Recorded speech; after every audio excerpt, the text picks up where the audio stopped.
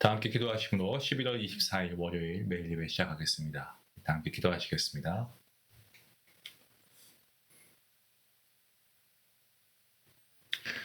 고마우신 하나님 감사합니다. 오늘도 하나님께서 우리의 예배를 통하여서 영광 받으시고 또 오늘도 우리가 말씀을 통하여서 하나님께서 주시는 크신 은혜를 맛볼 수 있도록 우리에게 귀한 기회를 주시고 또 특권을 주시니 감사합니다. 하나님 이 시간 하나님께서 우리에게 주신 하루하루가 하나님의 영광을 위해 살아가고 있는지 우리가 다시 한번 생각해 보기 원합니다. 하나님 우리가 우리의 뜻보다 하나님의 뜻이 이루어지기를 원합니다. 우리가 종종 우리의 계획이 옳다고 생각하지만 하나님이 언제나 더 나은 길로 인도하심을 우리는 고백합니다. 이 시간 예배 가운데 하나님의 뜻을 분별할 수 있는 지혜를 주시고 눈에 보이지 않아도 때론 내 머리로 이해되지 않아도 주님의 그 능력의 손을 신뢰하게 하시고 모든 상황 가운데 주님의 뜻이 이루어집니다. 주님을 신뢰합니다. 라는 믿음의 고백을 우리가 예배 가운데 하나님께 올려드리게 허락하여 주시옵소서. 우리의 삶이 우리의 인생이 내 뜻대로가 아니라 하나님의 뜻과 하나님의 방법으로 흘러가는 은혜를 경험하게 하시고 오늘 이 예배가 그 하나님의 뜻에 순종할 수 있는 귀한 믿음의 결단이 있는 은혜의 시간으로 하나님 함께하여 주시옵소서. 오늘 예배를 사모하여 주님께 나온 모든 주의 자녀들 가운데 주님께서 동일한 은혜와 축복의 말씀 허락하시길 간절히 바라올 때 이 모든 말씀 살아계신 우리 주 예수 그리스도 이름으로 기도하옵나이다. 아멘. 찬송가 440장 함께 하시겠습니다.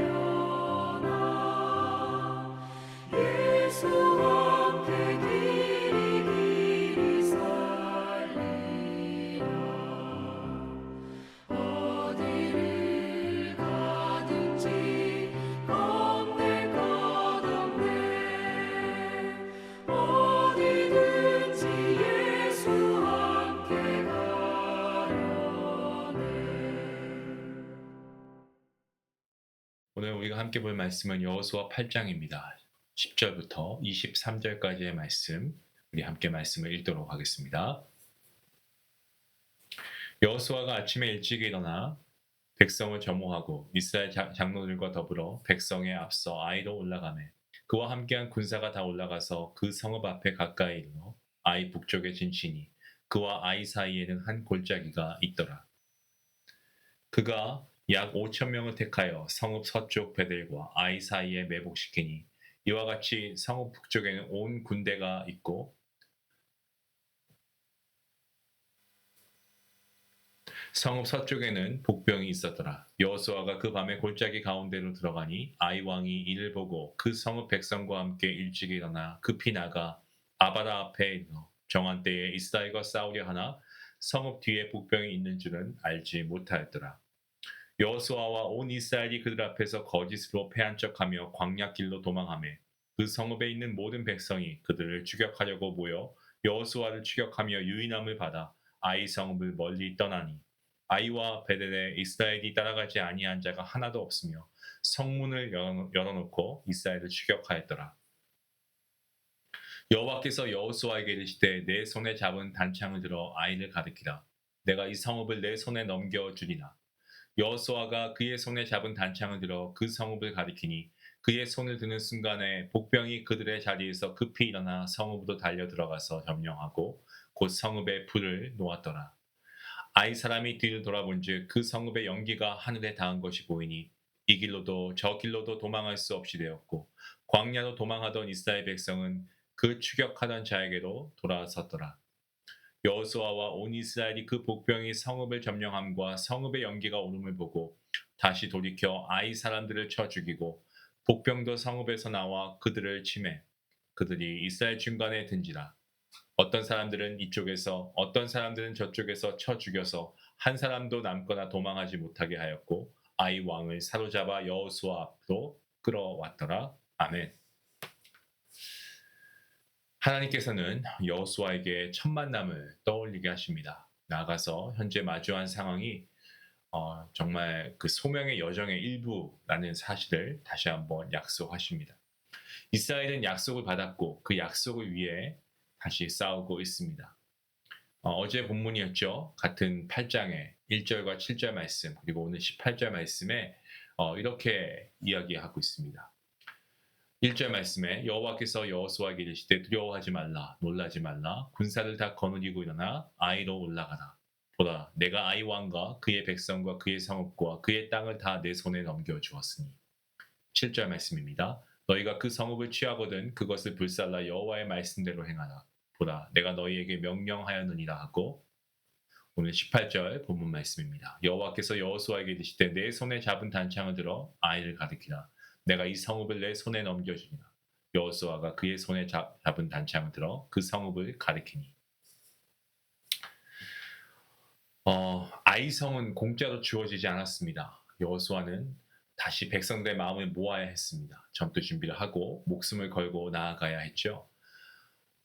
우리 또한 이것을 잊지 말아야 합니다. 하나님께서 우리에게 말씀을 주시죠. 우리는 특별히 매일 예배를 통해서 우리가 매일 말씀을 듣습니다.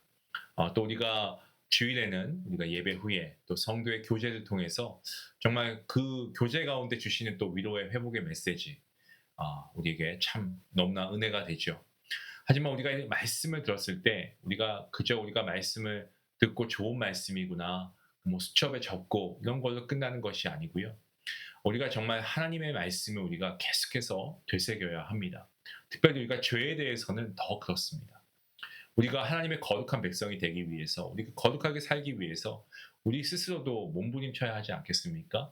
성령 하나님께서 우리를 이끄시지만 우리가 늘 유혹과 시험에 넘어지는 그런 순간이 우리에게는 얼마나 많이 찾아옵니까? 이 죄라고 하는 것은 사실 우리가 결코 우리 스스로 극복할 수 없는 것임을 우리는 잘 알고 있습니다. 우리가 패배하는 게 있다면 우리의 삶 가운데 죄에 대한 부분이고 또 우리의 삶 가운데 넘어지고 쓰러지는 우리의 실패의 모습들이 있겠죠. 우리가 여호수아를 보면서 우리가 아간의 죄도 우리가 함께 보지 않았습니까? 아간의 죄 그리고 이스라엘의 패배 우리가 이걸 보면서 한심하다라고 여길 수도 있지만 적어도 여호수아와 이스라엘 백성들 목숨을 걸고 죄에 도전하지 않습니까? 우리가 살아갈 때 오늘 아니면 이번 주 어쩌면 이번 달도 어쩌면 올해 한 해도 우리가 실패할 수 있습니다. 하지만 하나님께서는요. 그럼에도 우리가 다시 일어나서 우리가 이 죄라고 하는 것에 우리가 좀 피 흘리기까지 싸우기를 원하십니다. 히브리서 12장에 보시면 4절과 5절 말씀에 히브리서 설교자가 이렇게 이야기합니다. 너희가 죄와 싸우되 아직 피 흘리기까지는 대항하지 아니하고 또 아들들에게 권하는 것 같이 너희에게 권면하신 말씀도 잊었도다. 일렀을 때 내 아들아 주의 징계하심을 경히 여기지 말며 그에게 꾸지람을 받을 때에 낙심하지 말라. 우리가 죄에 대해서 경각심을 가지고 이 죄에 대해서 실패하는 그런 모습이 있을 때 우리는 계속해서 거기에 주저앉아 있지 말고 우리가 하나님의 말씀으로 다시 돌아가서 우리가 이 죄와 싸워 이겨야 합니다. 말씀을 힘입고 다시 싸워야 한다는 말씀이죠. 말씀을 힘입고 다시 싸운다. 우리가 이걸 조금 더 구체적으로 살펴보겠습니다. 우리가 어제 본문 2절부터 오늘 본문 17절까지의 말씀을 보시면 하나님께서 여호수아에게 직접 전술을 지시하시고 여호수아가 그대로 이행하고 있습니다. 이스라엘은 길갈에 진영을 갖추고 있습니다. 아이로부터 길갈까지 대략 한 20km 정도 거리였다라고 합니다.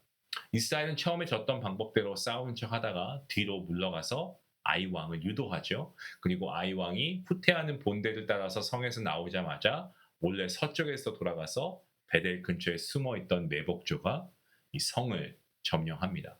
그리고 성을 잃은 병사들을 협공합니다. 자, 이것은 아이성의 자만심을 이용하는 방법이었습니다. 국권이 성을 지키던 아이성의 약점을 자만심이라고 하셨던 것을 우리가 좀 교훈 삼아야 하겠습니다. 패배하기 직전에 이스라엘이 전투했던 방식도 자만 아니었겠습니까? 7장 3절과 4절 말씀을 보시면 아이성을 정탐한 이들이 보고했던 내용을 기록하고 있습니다. 3절과 4절 말씀 이렇게 기록하고 있죠. 여호수아에게로 돌아와서 그에게 이르되 백성을 다 올라가게 하지 말고 2-3천 명만 올라가서 아이를 치게 하소서. 그들은 소수이니 모든 백성을 그리로 보내어 수고롭게 하지 마소서 하므로 백성 중 3천 명쯤 그리로 올라갔다가 아이 사람 앞에서 도망하니. 교만이죠. 이 자만심을 품고 있는 사람은 반드시 패망합니다. 인상적인 장면이 있는데 하나님께서 여호수아에게 단창을 들어서 아이를 가리키라고 했을 때 여호수아는 전쟁이 끝날 때까지 단창을 잡고 아이를 가리켰다라는 부분이 참 인상적입니다. 오늘 본문의 18절 말씀과 내일 본문이 26절 말씀에 이렇게 기록하고 있습니다. 먼저 18절 말씀입니다. 여호와께서 여호수아에게 이르시되 내 손에 잡은 단창을 들어 아이를 가리키라. 내가 이 성읍을 내 손에 넘겨주리라. 여호수아가 그의 손에 잡은 단창을 들어 그 성읍을 가리키니. 그리고 26절 말씀. 아이 주민들을 진멸하여 바치기까지 여호수아가 단창을 잡아 든 손을 거두지 아니하였고. 자, 여호수아가 지도자가 되기 전에 출애굽기 17장에서 이스라엘은 어떻습니까? 아멜렉과 전투를 한 적이 있었죠. 그때 여호수아가 군대를 이끌고 싸우는 동안 모세는 산꼭대기에서 여러분 기억하십니까? 지팡이를 들고 강구했습니다. 모세가 손을 들면 이스라엘이 이기고 손을 내리면 이스라엘이 지는 일이 있었습니다. 전투의 승패는 하나님을 온전히 신뢰하고 의지하는가에 달려있음을 보여주는 말씀입니다. 출애굽기 17장, 출애굽기 17장 14절 말씀에서 하나님은 모세에게 명령하십니다. 여호와께서 모세에게 이르시되 이것을 책에 기록하여 기념하게 하고 여호수아의 귀에 외워 들리라. 내가 아멜렉을 없이 하여 천하에서 기억도 못하게 하리라. 자, 모세는 여호수아의 귀에 이 일을 외워 들리라는 명령을 받습니다. 바로 지금을 위해서였습니다. 이것이 여호수아가 받았던 지도자 수업이고요. 시대 가운데 하나님의 사람으로 살아가길 원하는 우리에게도 허락된 수업이 아닐까 생각합니다. 사랑하는 성도 여러분, 하나님께서는 우리에게 약속만 주시는 분이 아닙니다. 그 약속을 이루어 가시기 위해서 다시 우리에게 싸울 수 있는 사명을 주시고 능력도 주십니다. 아이성을 향해 단창을 든 여호수아처럼 저와 여러분의 믿음의 싸움을 우리는 포기하지 말아야 될 것입니다. 끝까지 우리가 이 믿음의 싸움을 우리가 달려가야겠죠. 하나님은 이미 승리를 약속하셨습니다. 그렇다면 우리가 해야 할 것은 순종입니다. 실패가 있었다고 해도 괜찮습니다. 죄로 인해서 우리가 넘어졌던 적이 있다고 하면 괜찮습니다. 다시 말씀으로 돌아서야 됩니다. 다시 일어나야 됩니다. 교만을 버리고 주님을 전적으로 신뢰하며 말씀을 붙잡고 싸워 나가는 자에게 하나님께서 반드시 승리를 주실 줄로 믿습니다. 오늘 이 시간 다시 단창을 들기로 결단하십시다. 그 단창은 하나님의 말씀입니다. 이 말씀을 들고 다시금 일어설 수 있는, 그래서 하나님의 말씀을 믿고 신뢰하며 나아갈 수 있는 주의 거룩한 백성들 될 수 있기를 주님의 이름으로 축원합니다. 기도하시겠습니다. 하나님, 오늘도 하나님 말씀을 통하여서 우리에게 다시 믿음의 싸움을 일깨워 주시니 감사합니다. 아버지, 정말 하나님께서 여호와서에게 두려워하지 말고 놀라지 말라고 말씀하신 것처럼 우리에게도 동일한 음성으로 담대함과 소망을 주시니 감사합니다. 우리가 삶 가운데 실패하고 낙심 가운데 머물러 있을 때가 있습니다. 오늘 말씀을 통해 다시 일어설 용기를 얻게 하시니 감사합니다. 아버지, 우리가 다시 말씀의 단창을 들게 하시고 믿음의 전쟁터에서 끝까지 주님을 신뢰하며 순종하게 하옵소서. 이미 승리는 하나님께서 보장하신 것이니 우리가 주의 말씀을 붙들고 믿음으로 다시 일어서는 거룩한 주의 백성들 되게 허락하여 주시옵소서. 감사하며 예수님의 이름으로 기도하옵나이다. 아멘. 이 말씀을 듣고 배운 것처럼 우리가 패배의 기억에 머물러 있지 마시고 하나님의 말씀을 가지고 다시 일어설 수 있기를 원합니다. 이 말씀 생각하시면서 기도함으로 믿음으로 결단하며 나아가겠습니다.